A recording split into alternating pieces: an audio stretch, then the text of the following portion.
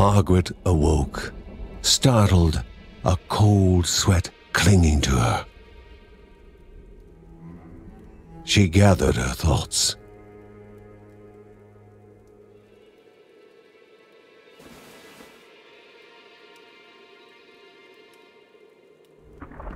Aged wood creaked, echoing through the quiet rooms.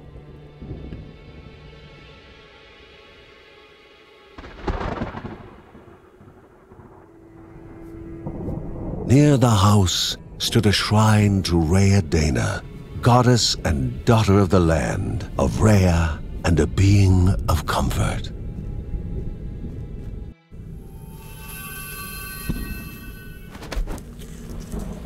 Margaret sought answers. But the goddess did not speak.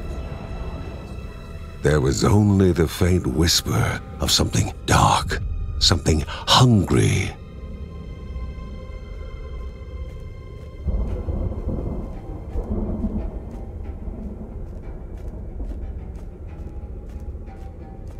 The old seer's bones felt the weight of their age as she climbed.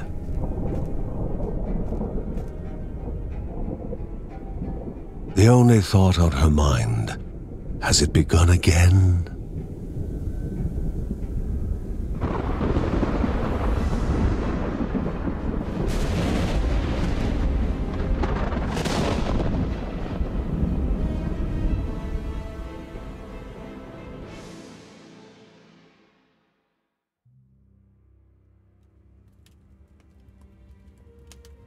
John's mission would be a simple one. He was to investigate Rhea's greatest shrine. His mother presented him with a fresh divinity shard.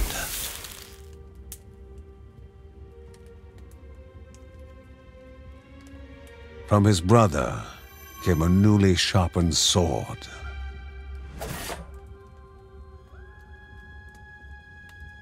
His wife gave him a kiss, and his daughter's hugs were full of reason to return home safe.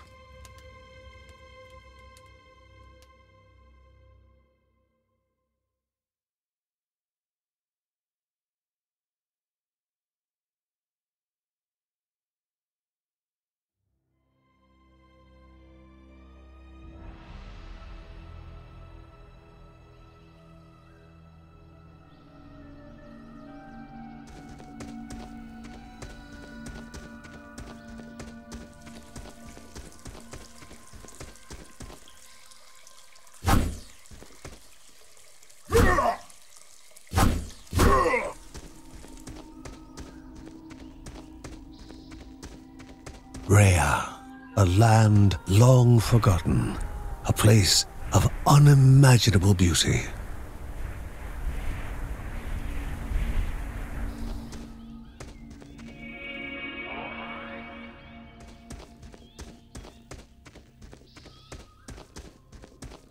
It first appeared as sludge given life, slithering creatures, small and vile.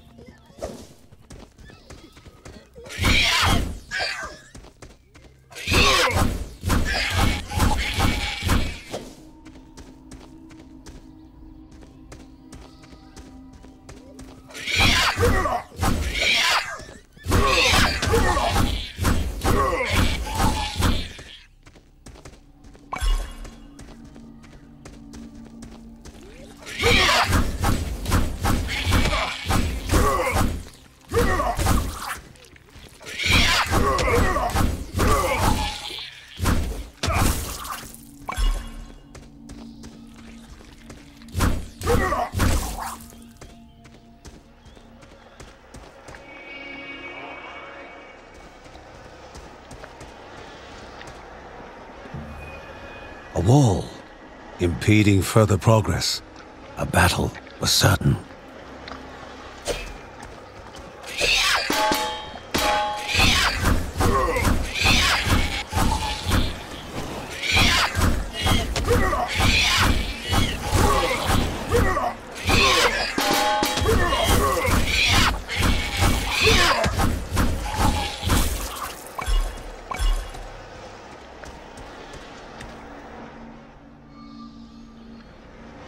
Banished by light itself, the corruption abated, leaving the shard cold in hand, dark, in need of life.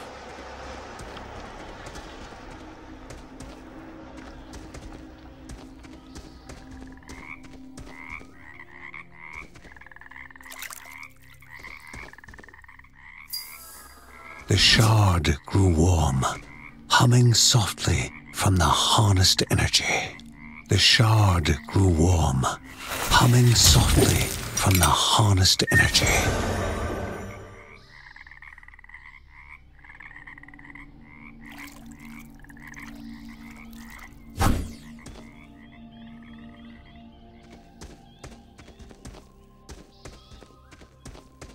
Before him was now one more dangerous than those that came before.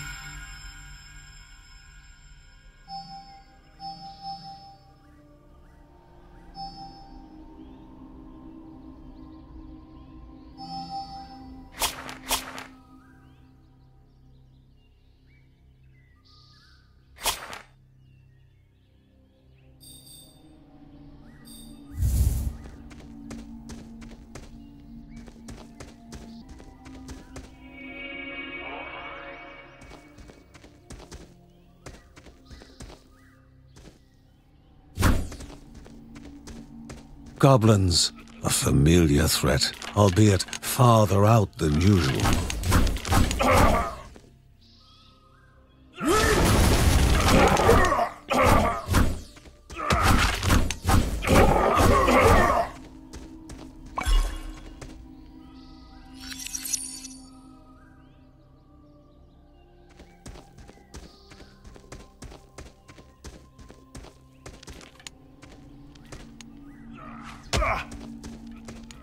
Inherently violent and ill-bathed, the goblins were an unfocused but constant threat.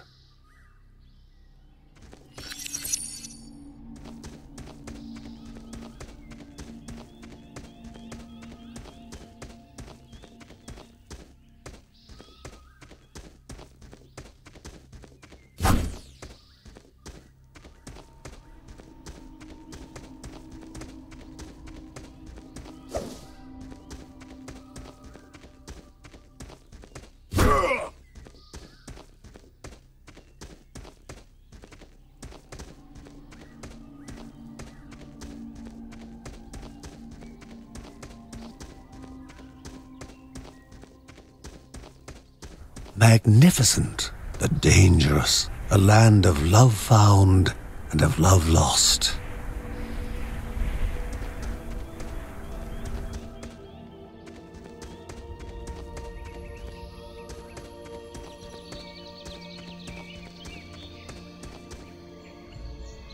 Before him was sacred ground, left untouched in days gone by.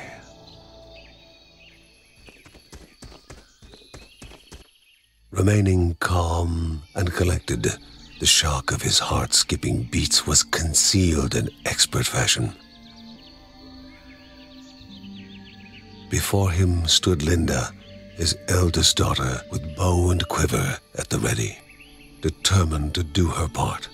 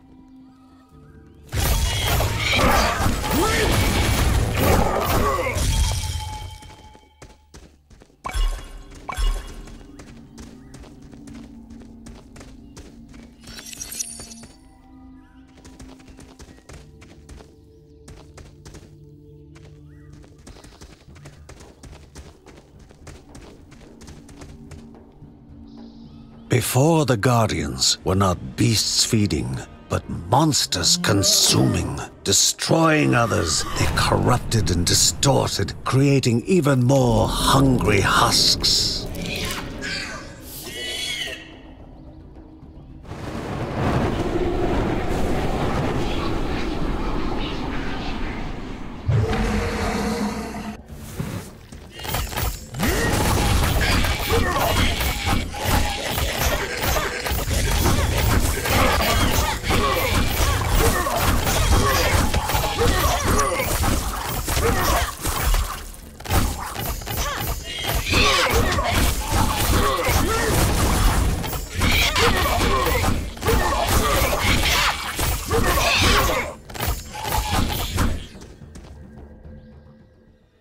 Both father and daughter gathered their thoughts, their hearts heavier than before.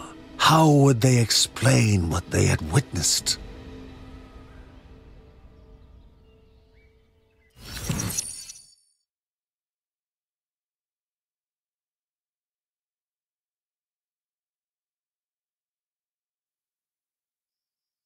The ancient tree had been cut down. Together, father and daughter described the horror, the creatures dripping with decay that slithered into bodies stuck between life and death to bolster their ranks. Grandma Margaret confirmed what they all feared. It was the corruption, a cruel entity spoken of only with hushed voices, an ocean of darkness that flowed from the top of Mount Morta. And the Bergsons do stand against this devouring deluge of death. Kevin was also eager to do his part in the family's fight, especially when his older brother Mark was off somewhere. He was as much a guardian of their mountain home as any of them. They were to reach the summit and destroy this evil. As the Bergsons of old had done in the past, they would need the assistance of the sanctuary.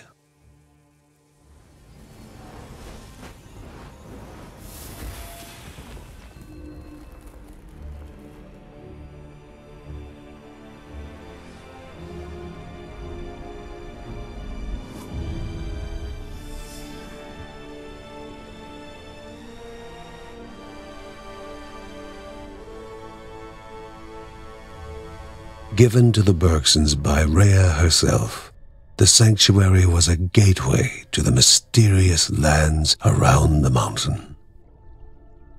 Margaret pointed to the huge crystal at the center of the den, revealing their next task: to activate it and open the way to the source of the corruption.